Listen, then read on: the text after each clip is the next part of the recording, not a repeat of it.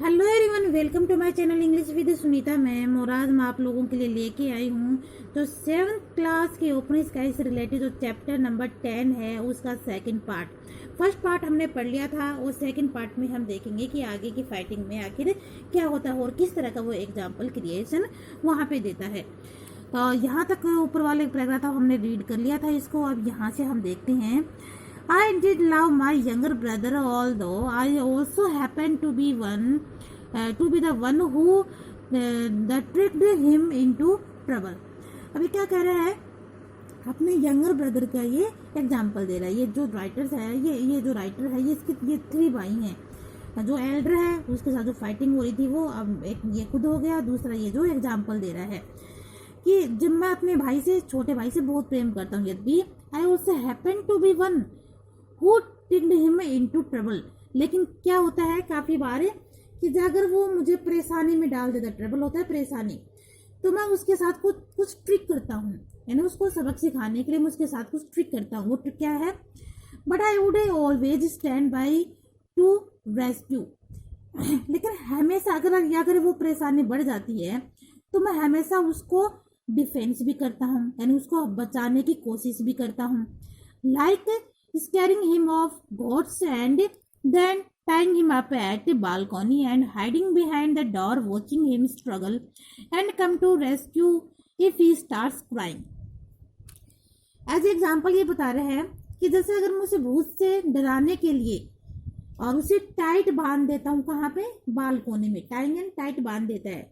जब वो शैतानी करता है तो उसको कि बालकोनी में उसको बांध देता है कि अब गोश्त आएगा और तुझे खा जाएगा। जैसे हम छोटे बच्चों को डरा देते हैं ना, स्कैरिंग कर देते हैं।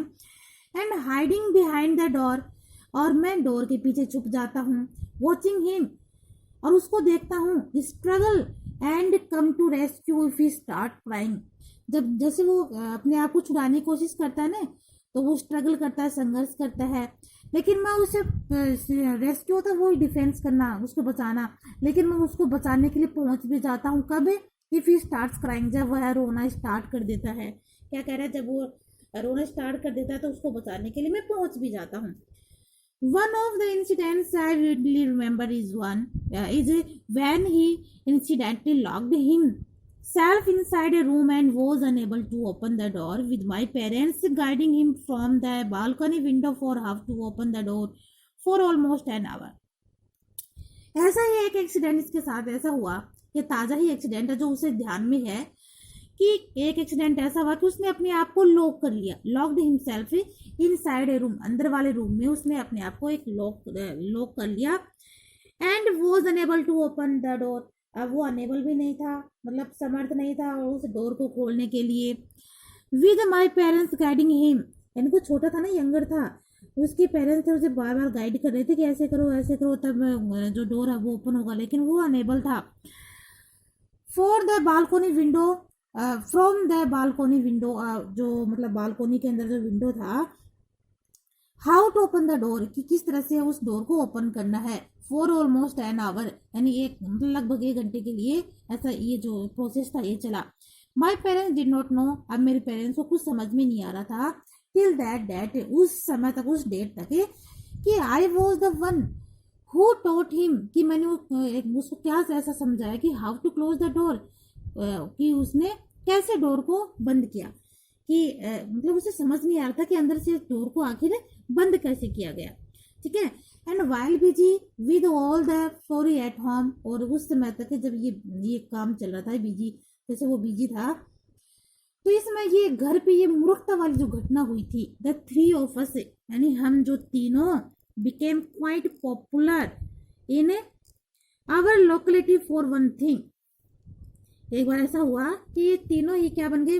बिल्कुल पॉपुलर बन गए एक ऐसी चीज से। लोकेलिटी यानी कोई फंक्शन होना था अपने आसपास के मोहल्ले में, या फिर कुछ भी ऐसा जैसे कॉलोनी में होता है। And my mom who only believed in winning could make us practise hard, और मेरी मॉम का ये मानना था कि मतलब कंपटीशन किस चीज़ का था? फर्स्ट ऑफ ऑल तो जो एनुअल जो कॉलोनी के अंदर एनुअल जो फंक्शन होते हैं वो उसका फैंसी ड्रेस कंपटीशन था। और मेरी मॉम का ये मानना था, उस ये विश्वास था कि विनर है वही होगा जो हार्ड प्रैक्टिस करेगा। ठीक है। I remember the first time we participated my elder brother who was around 7 being the Joker from Raj Kapoor movie with an emotional dialogue from the film that I do not remember myself at the age of 5 being Santa Claus to sing Jingle All the Bells and my younger brother being Mirza Ghalib who was hardly 3 but had memorized Ghalib's poem। जो यहाँ पे practice के लिए जो उसे याद है कि फर्स्ट ऑफ ऑल जो प्रैक्टिस के लिए उसे लिया गया था, उसका जो एल्डर ब्रदर था उसे लगभग वो कितने साल का था, 7 इयर्स का था।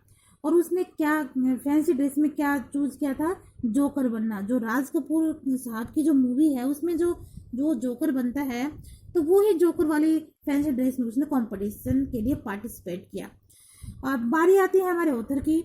हमारे ऑथर ने ये अप्रोक्सीमेटली 5 एज के थे और उन्होंने सांता क्लॉज बनना इन्होंने मतलब सोचा उसके लिए कि वो सांता क्लॉज बनेंगे और जिंगल ऑल द बेल्स वाला वो जो गाना है वो गाएंगे। और इसके जो भाई हैं, छोटे जो भाई हैं, उन्होंने मिर्जा गालिब बनना पसंद किया। और हार्डली वो कितने ईयर्स का था, ओनली 3 इयर्स का था। लेकिन उसे जो गालिब साहब की जो पोएम थी उसे याद थी, मेमोराइज थी, ध्यान में थी उसके। Each of us won the first position in his respective group। और उनमें से हम में से किसी एक को फर्स्ट पोजीशन मिलने वाली थी, रिस्पेक्टिव ग्रुप, यानी उनका जो ग्रुप बना हुआ था। और भी बाकी थे जो पार्टिसिपेट कर रहे थे। तो जो फर्स्ट पोजीशन लाएगा वो उसके लिए वो ये सारा कंपटीशन हो रहा था। तो this first win was show cherishing that mom took us to a studio to get a photograph while we were still dressed। तो सबसे पहले जो विन होना था चेरिसिंग, जैसे उनको थोड़ा सा जैसे हार्डली जो याद होता है उस याद को उसने पकड़ रखा था। चेरिसिंग होता है यानी जो जब ये घटना घटी थी उसे याद है कि उसकी मॉम ने क्या किया। जब ये फर्स्ट विन हुआ था तो उसने स्टूडियो को बुलाया था। उस स्टूडियो जो मतलब स्टूडियो के जो पहले क्या होता है कि फोटो ली जाती थी। या तो हम मोबाइल से सेल्फी ले लेते हैं, मोबाइल से लेते, लेकिन उस समय ऐसा नहीं होता था, फोटोग्राफर को बुलाया जाता था जो उन्होंने जो ड्रेस उन्होंने कर रखी थी। Perhaps also the reason why acting came quite naturally to us was that we used to play a self-invented game where we enacted fictional characters named Pandey, Chande and सुमन।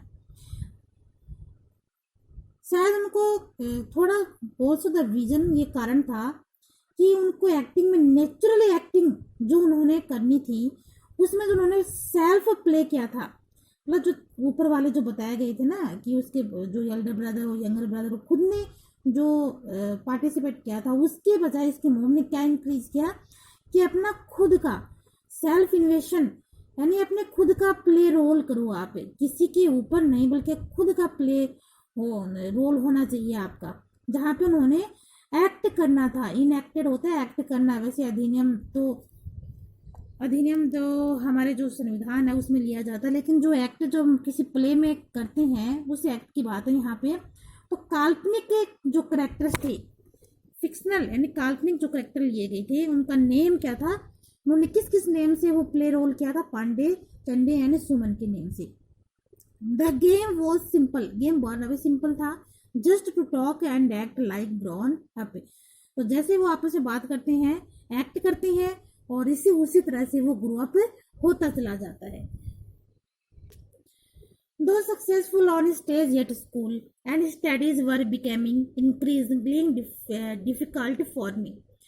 यद्यपि जैसे उसने स्कूल के स्टेज पे जब तक सक्सेसफुल जो play role कर रहे थे और स्टडीज के अंदर जो कर रहे थे,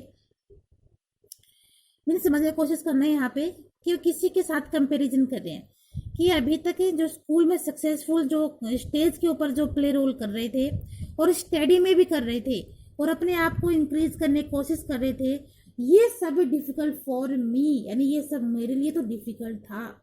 जो बच्चे स्टेज पर भी सक्सेसफुल थे, पढ़ाई में भी अच्छे थे, लेकिन ये दोनों चीज़ें मेरे लिए डिफिकल्ट थी।